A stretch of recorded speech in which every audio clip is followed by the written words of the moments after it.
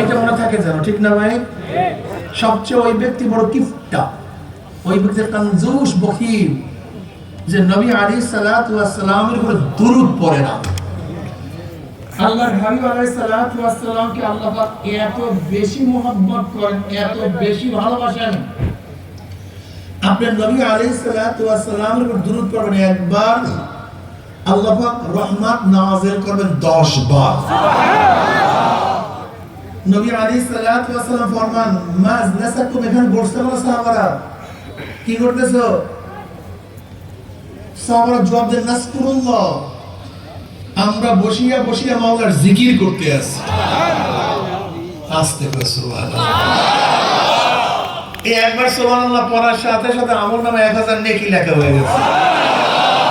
এই তো ফজিলত না শুনলে সুবহানাল্লাহ মুখে আসবে। এই একবার সুবহানাল্লাহ বলার সাথে সাথে 1000 গুনাহ ঝরে গেছে। ইমাম বুখারী রাহমাতুল্লাহ আলাইহি তার কিতাব শেষ করছেন, ওয়ান আবি হুরায়রা রাদিয়াল্লাহু তাআলা قال قال رسول الله صلى الله মাশাআল্লাহ। এই তো বয়ান, ঠিক আছে, বয়ান শুনে আমল করার জন্য। এটা তো নাচ ড্যান্সের কোনো জায়গা না, এখানে আসছে কিছু নেক কামাই করার জন্য, ঠিক না? কিছু হোক আর না হোক, সুবহানাল্লাহ দুরূদ শরীফ কিছু পড়লেন, কিছু তো কি জবাব হবে না নাকি? আলহামদুলিল্লাহ, মাশাআল্লাহ। قال رسول الله صلى الله عليه وسلم كلمتان حبيبتان الى الرحمن خفيفتان على اللسان ثقيلتان في الميزان سبحان الله وبحمده